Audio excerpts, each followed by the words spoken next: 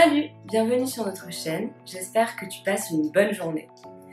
Aujourd'hui, nous allons aborder la question du travail. Le monde du travail est particulièrement exigeant. Souvent, on a plein de projets à gérer en même temps, on a des deadlines courtes, des imprévus, une pression de la part de notre hiérarchie ou alors tout simplement un manque de reconnaissance. Bref, les difficultés sont nombreuses dans le monde du travail et cela peut générer beaucoup de stress. C'est pourquoi il est vraiment important de pouvoir aborder son travail avec le plus de calme possible et sans trop stresser.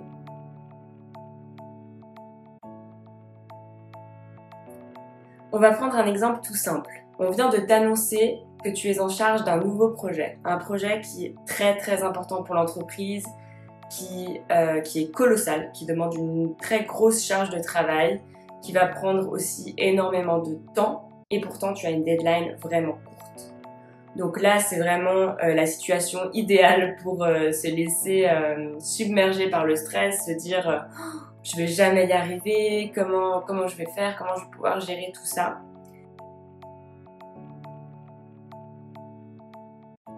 Le premier point, c'est le lâcher-prise. Encore et toujours le lâcher-prise. D'ailleurs, on a fait une vidéo avec Sabrina sur le lâcher-prise. On vous la mettra ici ou dans la barre d'infos.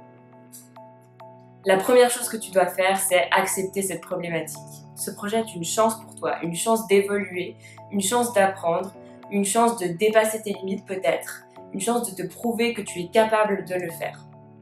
Il faut absolument que tu gardes confiance en toi. Quand on a le projet global face à soi, on a l'impression que c'est énorme, que c'est insurmontable. Mais si on n'avance pas à pas, petit à petit, on se rend compte qu'en fait, on avance, que le projet se passe plutôt pas si mal et qu'on arrive à quelque chose. Il faut également bien garder en tête que l'échec est humain. Il arrive parfois d'échouer, de se rater, de ne pas réussir à mener à bien ce qu'on est en train de faire, mais c'est pas grave, tout le monde fait des erreurs, tout le monde peut comprendre cela. Et l'essentiel, c'est vraiment de se donner les moyens d'y arriver. Souvent, les personnes ont tendance à avoir peur d'échouer parce qu'elles ont peur de se faire virer, tout simplement. Mais est-ce que vraiment ce serait la fin du monde? Et bien évidemment, c'est toujours embêtant de perdre son travail, c'est toujours embêtant de se retrouver sans rien. Mais c'est peut-être aussi une chance parfois que nous offre la vie de se relever, de trouver autre chose, de changer de cap. Peut-être que c'était ce qui devait nous arriver finalement. Le deuxième point, c'est de prendre les choses telles qu'elles viennent. Il ne faut pas vouloir aller trop vite. Il faut vraiment prendre les choses les unes après les autres, procéder par étapes. Il faut d'abord concentrer ses efforts sur une première tâche, puis une deuxième, puis une troisième, puis une quatrième, jusqu'à ce qu'on avance petit à petit. Il ne faut surtout pas être dans la résistance. Il faut pouvoir s'adapter aux problématiques qui viennent petit à petit. Parfois, il y a certains obstacles qui viennent sur notre chemin qu'on n'avait pas prévus. Il faut savoir s'adapter et réagir en fonction.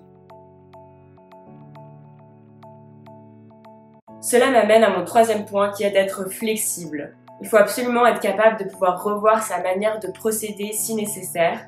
Parfois, peut-être que tu n'avances pas dans la bonne direction et qu'il va falloir ajuster le processus pour pouvoir avancer de manière plus productive. C'est également hyper important d'être à l'écoute de la critique et surtout des conseils de tes collègues.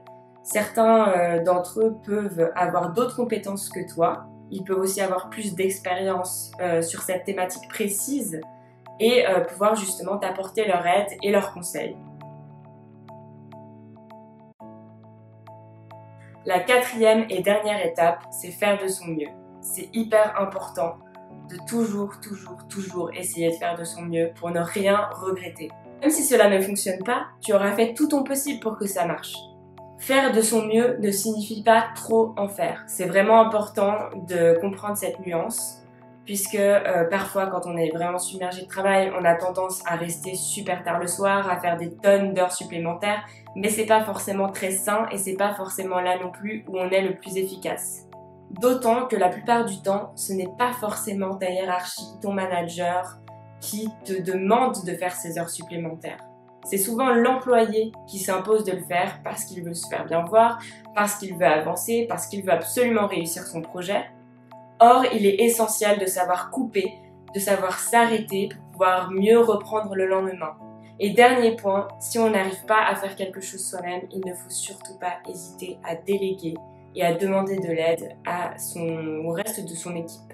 J'espère que ces quelques petites clés t'auront été utiles et t'aideront à aborder ton travail de manière plus sereine.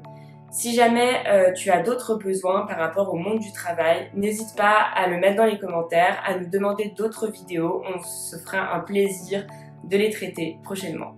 Si tu ne veux rater aucune de nos prochaines vidéos, n'hésite pas à t'abonner juste en dessous et à cliquer sur la petite sonnette pour ne rater aucune notification lorsqu'on poste une nouvelle vidéo. En attendant de te retrouver très prochainement, je te souhaite une super belle journée. Ciao!